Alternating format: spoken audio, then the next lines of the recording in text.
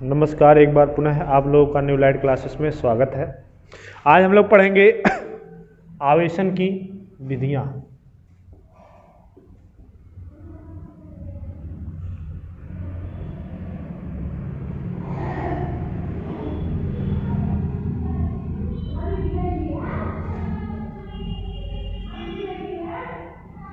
Methods of charging.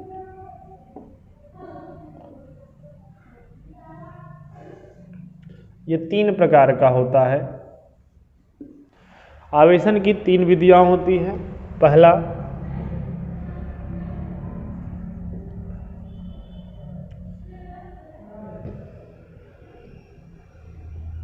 पढ़ेंगे घर्षण। घर्षण द्वारा आवेशन। घर्षण द्वारा आवेशन मतलब चार्जिंग बाय फ्रिक्शन। दूसरा है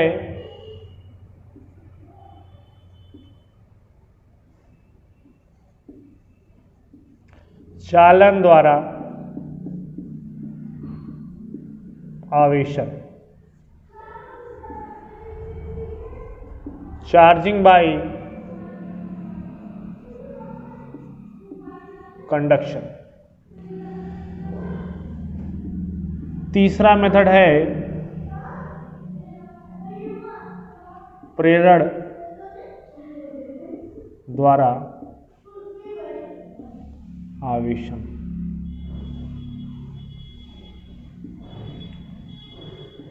चार्जिंग बाय इंडक्शन।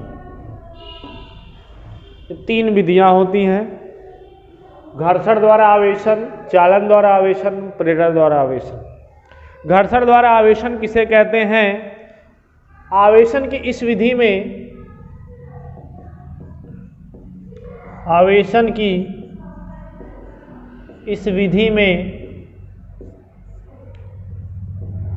दो वस्तुओं को आपस में रगड़कर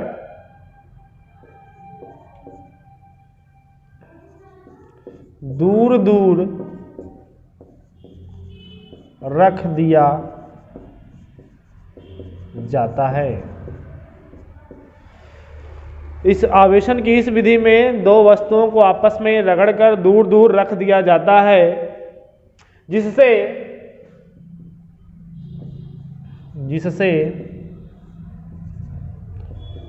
दोनों वस्तुओं पर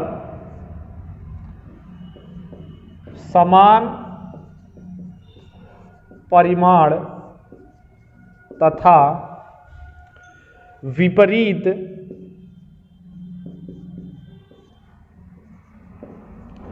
प्रकृति का आवेश उत्पन्न हो जाता है। आवेशन की इस विधि में क्या होता है? दो वस्तुओं को आपस में रगड़कर दूर दूर रख दिया जाता है, जिससे दोनों वस्तुओं पर समान परिमाण का, मतलब एक पर अगर 2 कूलाम का आवेश है तो दूसरे पर भी 2 कूलाम का आवेश रहेगा, लेकिन एक पर +2 कूलाम आवेश रहेगा और एक पर -2 कूलाम आवेश रहेगा। ठीक है, तो ये हुआ घर्षण द्वारा आवेशन। इसको इंग्लिश में भी लिख सकते हैं charging by friction. Charging by friction क्या होता है? इन दिस मेथड वी रब 2 object and put them far away. चलिए आगे है चालन द्वारा आवेशन। चालन द्वारा आवेशन। अच्छा, इसमें एग्जाम्पल देख लीजिए। एग्जाम्पल, कांच के छड़ को रेशम के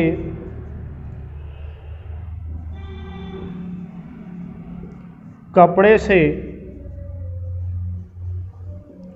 रगड़ने पर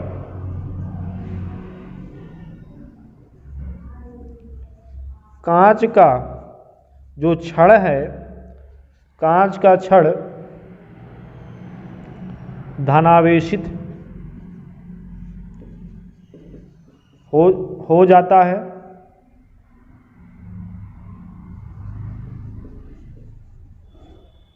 कांच का छड़ धनावेशित हो जाता है और रेशम का कपड़ा ऋणावेशित हो जाता है। रेशम का कपड़ा ऋणावेशित हो जाता है। उसके बाद है चालन द्वारा आवेशन। इस विधि में क्या होता है? इस विधि में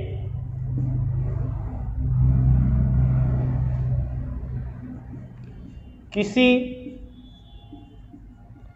आवेशित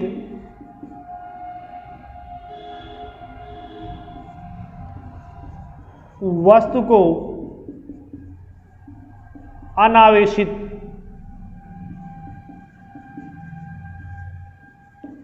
वस्तु से संपर्क कराने पर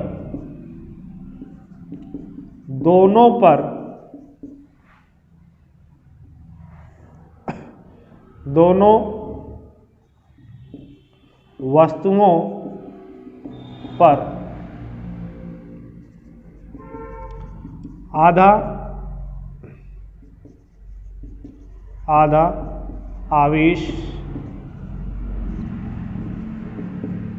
बंट जाता है। इस विधि में किसी आवेशित वस्तु को अनावेशित वस्तु के संपर्क में अनावेशित वस्तु से संपर्क कराने पर दोनों वस्तुओं पर आधा आधा आवेश बढ़ जाता है। जैसे ये पहला कंडीशन है, पहला फिगर यहाँ पर बना दे रहे हैं। ये एक वस्तु है, इस पर Q आवेश है, और एक दूसरा वस्तु है, इस पर 0 आवेश है। इस पर Q कूलाम आवेश है, इस पर 0 कूलाम आवेश है। इनको आपस में संपर्क कराएं, दोनों को टच कराएं। अभी भी इन पर टोटल कितना आवेश है? Q कूलाम आवेश है। फिर क्या किए? दोनों को दूर दूर ले गए, तो पहले वाले पर आधा आवेश रह जाएगा Q/2, Q का आधा। दूसरे पर भी Q का आधा, आधा आधा दोनों पर आवेश क्या होगा? बट जाएगा। ये हो गया चालन द्वारा आवेशन। इसमें जो है वस्तु को स्पर्श, जैसे ये मार्कर है, इसमें मान लीजिए 5 कूलाम आवेश है, इसमें 0 कूलाम आवेश है। दोनों को एक दूसरे के संपर्क में लाएंगे तो इसमें 2.5 कूलाम आवेश बचेगा और इसमें भी 2.5 कूलाम आवेश बचेगा। ठीक, अब इसके बाद हम लोग पढ़ेंगे तीसरा जो इम्पोर्टेंट है, प्रेरण द्वारा आवेशन। प्रेरण द्वारा आवेशन क्या होता है? इस विधि में यदि एक अनावेशित वस्तु को आवेशित वस्तु के समीप ले जाने पर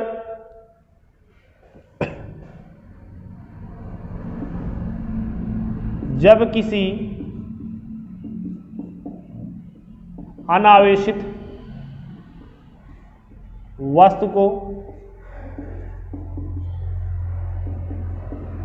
अनावेशित वस्तु के समीप एक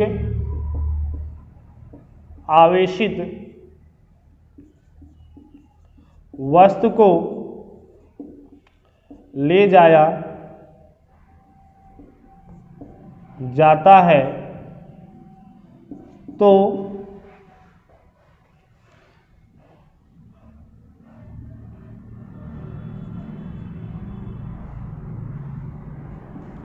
आवेशित वस्तु के समीप वाले सतह पर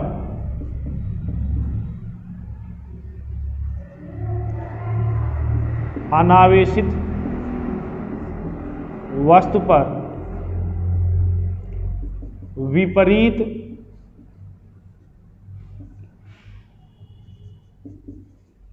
प्रकृति का आवेश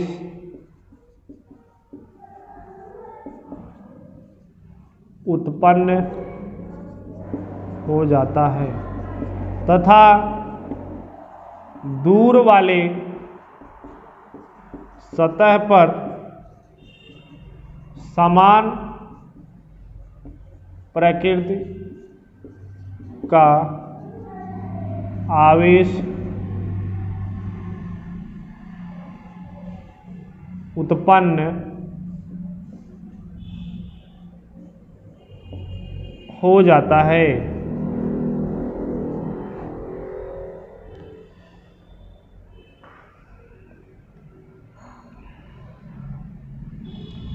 यह विधि ही प्रेरण द्वारा आवेशन कहलाता है। जैसे देखिए कोई एक अनावेशित वस्तु है, इस पर कोई आवेश नहीं है, इसके समीप एक ऋण आवेशित वस्तु को इसके समीप लाएं।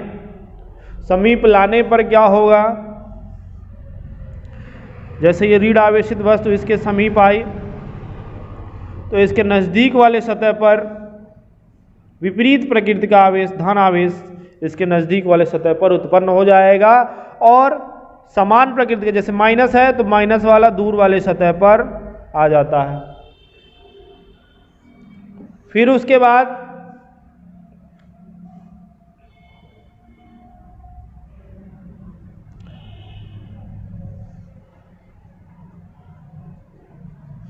इसको हम भूसंपर्कित कर दिए, अर्थिंग कर दिए, भूसंपर्कित। तो ये जो इलेक्ट्रॉन थे ये निकल के कहाँ चले गए, अर्थ में। फिर उसके बाद इसमें क्या करेंगे यहां पर बता दे रहे हैं।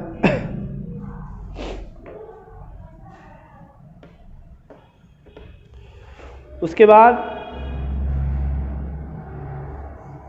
आप जो है अर्थिंग को हटा दिए, अर्थिंग को भी हटा दिए और यहाँ से ये क्षण जो था आवेशित इसको भी दूर लेते गए तो ये पूरा का पूरा धनावेश इस पर क्या होगा, वितरित हो जाएगा। इस तरह यह गोला क्या होगा, पहले अनावेशित था, मतलब इस पर कोई आवेश नहीं था, अब क्या हो गया, आवेश उत्पन्न हो गया। ठीक है, तो ये था आवेशन की विधियां। जब किसी आवेशित वस्तु के समीप जब किसी अनावेशित वस्तु के समीप एक आवेशित वस्तु को ले जाया जाता है तो आवेशित वस्तु के समीप वाले सतह पर, आवेशित वस्तु है इसके समीप वाले सतह पर विपरीत प्रकृति का आवेश, जैसे माइनस है तो प्लस आवेश उत्पन्न हो जाता है तथा दूर वाली सतह पर समान प्रकृति का माइनस है तो माइनस उत्पन्न हो जाता है। यह विधि ही प्रेरण द्वारा आवेशन कहलाती है। फिर इसको अर्थिंग कर देंगे, अर्थिंग करने के बाद ऋण आवेश अर्थ में चला जाएगा और पूरा बॉडी क्या हो जाएगा, धनावेशित हो जाता है। ठीक है, अच्छा हाँ ये है, अगर इस पर क्यू आवेश है, ये क्यू आवेश है तो यहां पर जो आवेश उत्पन्न होगा ना ये क्यू डैश होगा, क्यू डैश, ये क्यू है, ये कभी भी ये बराबर भी हो सकता है और बराबर नहीं भी हो सकता है। क्यू जो है क्यू डैश के बराबर नहीं होता, क्यू डैश के क्यू जो है मतलब जो आवेशित क्षण है उसका आवेश और गोले का आवेश दोनों समान नहीं हो सकता, ज़्यादा भी हो सकता है कम भी हो सकता है। ठीक है, तो ये था आवेशन की विधियां। आवेशन की विधियों में घर्षण द्वारा आवेशन, आवेशन की इस विधि में दो वस्तुओं को आपस में रगड़कर दूर दूर रख दिया जाता है जिससे दोनों वस्तुओं पर समान परिमाण तथा विपरीत प्रकृति का आवेश उत्पन्न हो जाता है। जैसे कांच के छड़ को रेशम के कपड़े से रगड़ने पर कांच का क्षण धनावेशित हो जाएगा और रेशम का कपड़ा ऋणावेशित हो जाता है। चालन द्वारा आवेशन, इस विधि में किसी आवेशित वस्तु को अनावेशित वस्तु से संपर्क कराने पर दोनों वस्तुओं पर आधा आधा आवेश बंट जाता है। ठीक है, इसमें दोनों वस्तुओं को आपस में टच कराया जाता है, जैसे फिगर यहाँ बना था मिटा दिए हैं, टच कराया जाता है और इसमें क्या होता है, रगड़ा जाता, टच करके रब किया जाता है, इसलिए इसको घर्षण भी कहा जाता है, फ्रिक्शन भी कहा जाता है। इसमें क्या होता है, बिना टच किए होता है, उसके समीप ले जाने पर, नजदीक ले जाने पर, जब किसी आवेशित वस्तु के समीप एक अनावेशित वस्तु के समीप एक आवेशित वस्तु को ले जाया जाता है, तो आवेशित वस्तु के समीप वाले सतह पर, आवेशित वस्तु के समीप वाले सतह पर जो अनावेशित वस्तु है उस पर विपरीत प्रकृति का आवेश उत्पन्न होता है तथा दूर वाली सतह पर समान प्रकृति का आवेश उत्पन्न होता है। आवेश उत्पन्न होने की इस विधि को ही कहा जाता है प्रेरण द्वारा आवेशन। ठीक है, ये हो गया।